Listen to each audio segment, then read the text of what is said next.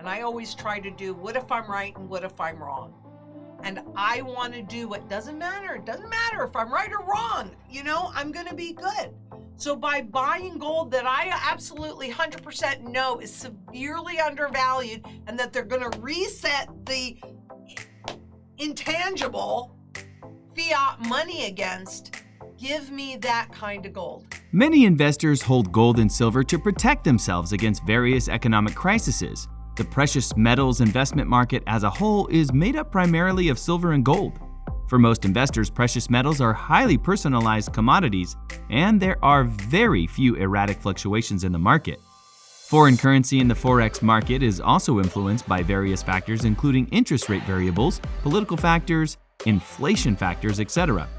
This means that most precious metals investments do not follow a predictable pattern, and therefore, investors find it difficult to decide which type of investment they should engage in. One of the main advantages of investing in precious metals is that there are typically no concerns of depreciation or loss of value unless a country's economy bottoms out.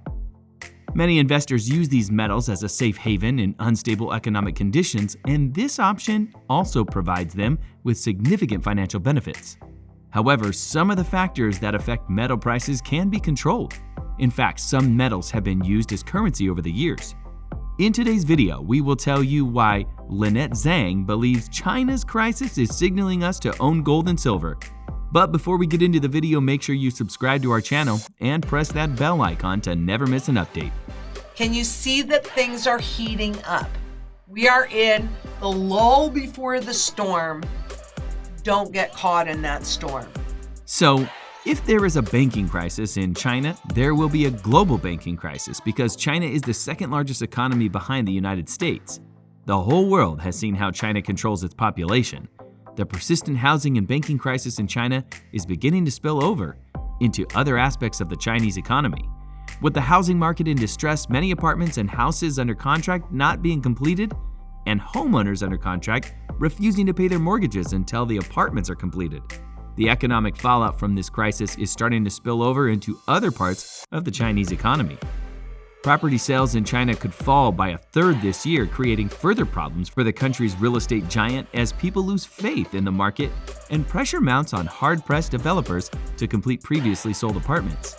As the government prepares a bailout for the sector that could cost 300 billion yuan, 44 billion, experts from the S&P rating agency have concluded that the drop in sales will be double what was originally forecast for this year.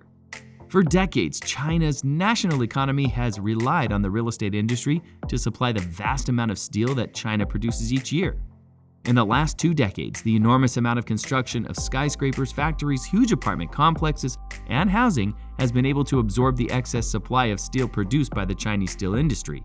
Steel was also the raw material for manufacturing China's nascent automobile industry, as well as making essential parts for cars produced abroad. Notions of rate or return or profit margins do not exist in China, and that is where the danger lies. The law of supply and demand will eventually prevail, and the Chinese economy will face a correction. The longer it takes to deal with this economic correction, the more damage the inevitable correction will cause to the Chinese economy. With many unfinished buildings and apartment complexes halted, demand for steel has collapsed, which will inevitably lead to a rise in the unemployment rate of Chinese steelworkers. With total debt exceeding 300%, the Chinese government is sitting on a mountain of debt that many economic analysts say is an impending disaster. Some analysts say that since the debt belongs to the state, there is little chance of default. With the implosion of the Chinese real estate market seeping into the Chinese banking system, which in turn affects the Chinese steel industry, China is facing a hurricane of economic problems happening all at once.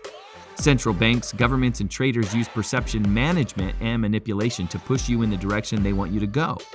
They would prefer to keep your wealth within the fiat money markets because they will go away and take all your wealth with them anyway. People of China are restricted to deposit in some particular banks. They cannot make withdrawals or use their cards. It's your perception that when you deposit money in the bank, it's your money. You are not lending money to the bank, make no mistake. It is not really your money, and you just have to accept it. Governments often use gold and silver as an alternative to cash to finance their deficits. However, these metals are not only useful to the government, but also provide investors with a wide range of diversification options. Silver and gold are often used by wealthy people who don't want to risk their money on traditional stocks and bonds because they carry less risk. Silver and gold are also a good investment for any investor who wants to minimize their risk in order to increase their savings. However, some of the factors that affect metal prices can be controlled.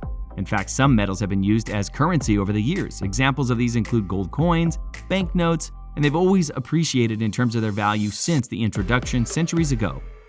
Before choosing a metal as part of your diversification strategy, you should carefully consider how it would fit into your overall investment portfolio.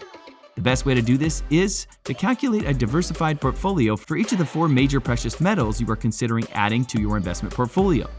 A diversified portfolio is simply a calculation that takes into account all the metals you want to add to your investment portfolio and compares it to the total amount of money you have. Of all the precious metals, gold has been the main investment option in recent years. Many investors often buy gold as a hedge for their portfolios in times of financial crisis or global change, especially through the use of derivatives and futures. The gold market is highly volatile and subject to much speculation like all other markets. Investing in gold for inflation is a viable option. There are many reasons why investors buy gold for inflation, but the main one is its ability to obtain it easily. During inflation, buyers of assets like gold will experience large price increases. An investor who buys oil stocks in the future will also benefit from inflation. Investors should carefully consider whether investing in gold is appropriate for the long term. The price of gold has been increasing for the last decade and more money has been invested in it lately. Gold prices should not be expected to increase significantly in the coming years.